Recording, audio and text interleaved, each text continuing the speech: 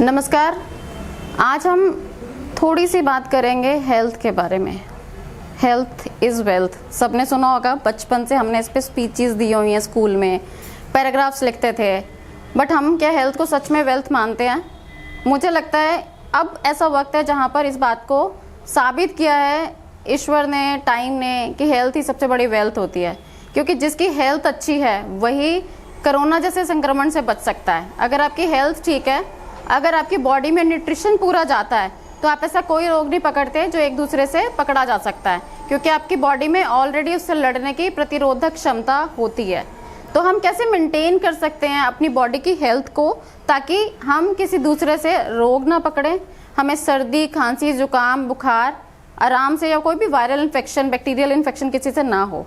तो जब हम हेल्थ की बात करते हैं तो हेल्थ में सबसे पहला जो नाम आता है वो आता है स्वच्छ पानी का। पानी का उपयोग करना। आप सुबह उठते ही सबसे पहले 2 गिलास 3 गिलास पानी पीजिए। पहले दिन से नहीं पी पाएंगे, आप 1 गिलास से शुरू कीजिए और आप पानी पीना शुरू करेंगे तो आप खुद देखेंगे कि आपके शरीर में एनर्जी ज़्यादा आएगी, स्फूर्ति जिसे हम कहते हैं, काम करने की क्षमता बढ़ती जाएगी आपकी।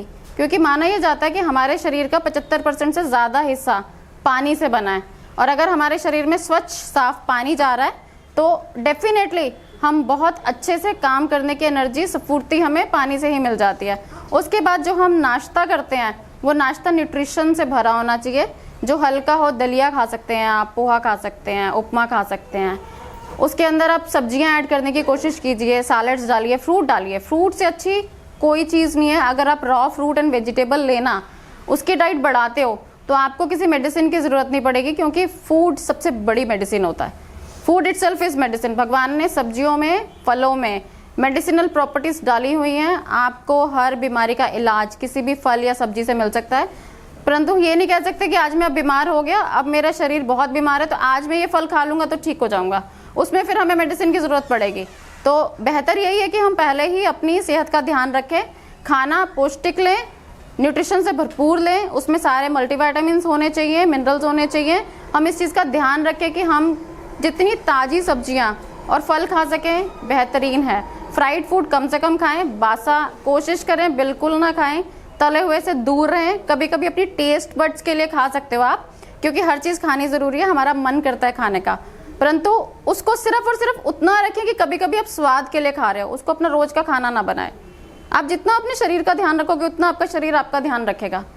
क्योंकि बुढ़ापा जो होता है वो उम्र से नहीं होता, बुढ़ापा हमारे शरीर की ताकत से होता है। आप ऐसे बहुत सारी सेलिब्रिटीज़ को जानते होंगे जो हमारे माँ बाप की उम्र के हैं बट हमारी उम्र के लगते हैं। क्यों लगते हैं ऐसे? क्योंकि उन्होंने अपनी खान पान का ध्यान रखा है, न्यूट्रिशन पूरा लेते हैं, एक्सरसाइज करते हैं, अपने शरीर का ध्यान ऐसे रखते हैं जैसे वो मंदिर है। और कहा भी जाता है हमारा शरीर मंदिर होता है। एक मंदिर में आप डेफिनेटली गंदगी नहीं लेके जाते, तो अपने शरीर को मंदिर समझकर उसके अंदर हर वो चीज़ लेके जाओ जो शुद्ध है, हर वो चीज़ लेकर जाने की कोशिश करो जो उसके लिए फ़ायदेमंद है।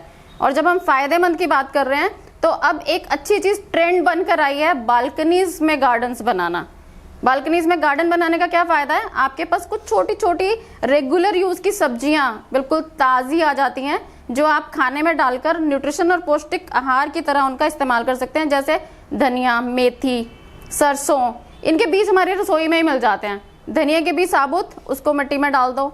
मेथी के बीज, उसको मिट्टी में डाल दो। सरसों, राई डाल दो। आप करेले उगा सकते हो, टमाटर उगा सकते हो, मिर्ची उगा सकते हो। घिया तोरी की बेल होती है जो बहुत इजीली गमले में उग जाती है। बस आपको थोड़ा सा ध्यान देने की ज़रूरत है इस तरफ। जैसे जैसे आप 1-2 चीज़ से शुरुआत करोगे, ऑटोमेटिकली आपका इंटरेस्ट इतना बढ़ जाएगा कि आप सोचोगे कि मैं पूरी बालकनी को एक प्रॉपर किचन गार्डन बना दूँ। और आप जब वो ताज़ी सब्जियों का प्रयोग करना शुरू करोगे तो आप खुद देखोगे कि आपके शरीर में कितना बदलाव आ रहा है। जो काम आप पहले 2 घंटे करने में थक जाते थे, आप 8 घंटे करके भी नहीं थकोगे। क्योंकि हमारी बॉडी भगवान ने ऐसी बनाई है कि अगर हम इसको सही न्यूट्रिशन देते हैं, सही खाना देते हैं, सही पानी देते हैं, तो ये आराम से 10 से 12 घंटे बिना थके काम कर सकता है। Definitely you need to work hard towards it. आपको कोशिश करनी पड़ेगी, कोशिश ही सबसे पहले की जाती है, उसके बाद आप सफल होंगे। आप सोचें कि अच्छा 3 दिन मैंने सुन लिया, मैंने नाश्ता अच्छा किया, लंच अच्छा किया, डिनर अच्छा किया, रॉ फूड्स खाए, अब मुझे थोड़ा सा चटपटा खाना है, थोड़ा सा डिफरेंट खाना है, और आपकी हैबिट्स वापस वहीं चली जाएंगी जहां से आप छोड़कर आना चाहते थे। तो ये एक ऐसी कमिटमेंट है जो आपको अपने आप से करनी पड़ेगी कि मुझे कितना चेंज होना है और कितने टाइम के लिए चेंज होना है। That is something that you will have to decide with firm affirmations. तो उसके लिए आपको रोज अपने आप को बताने की ज़रूरत है। रोज उठो तो ये सोच के उठो कि आज का दिन मैं अपने शरीर को ऐसा क्या खिला सकता हूँ जिससे मुझे ताकत मिले, ऊर्जा मिले, स्फूर्ति मिले, विटामिन्स मिले, मिनरल्स मिले। जबकि ये नहीं कि मुझे ऐसा क्या खिलाना है कि जिससे मेरी जीवा को स्वाद मिले। तो मुझे लग रहा है कि शायद कुछ बातें जो हैं वो आप याद रखेंगे और अपने रोज की दिनचर्या में ऐड करने की कोशिश करेंगे। आप कल से सुबह से पानी से स्टार्टिंग करेंगे, कम से कम 2 गिलास पीने की शुरुआत कीजिए। हल्का नाश्ता फ्रूट वेजिटेबल्स का कीजिए और तब अपने शरीर में डिफरेंस देखिए। उसके बाद आपका खुद मन करेगा कि हम इसको एक रूटीन का हिस्सा बना लें। एंड डेफिनेटली हमें कोरोना से जीतना है और उससे हम सिर्फ तभी जीत सकते हैं जब हमारे शरीर में उससे लड़ने की क्षमता है, ना कि हम उम्मीद करें कि गवर्नमेंट उससे लड़े, क्योंकि गवर्नमेंट उससे नहीं लड़ सकती। लड़ना हमें खुद पड़ेगा और उसे हमें खुद हराना पड़ेगा। Thank you very much.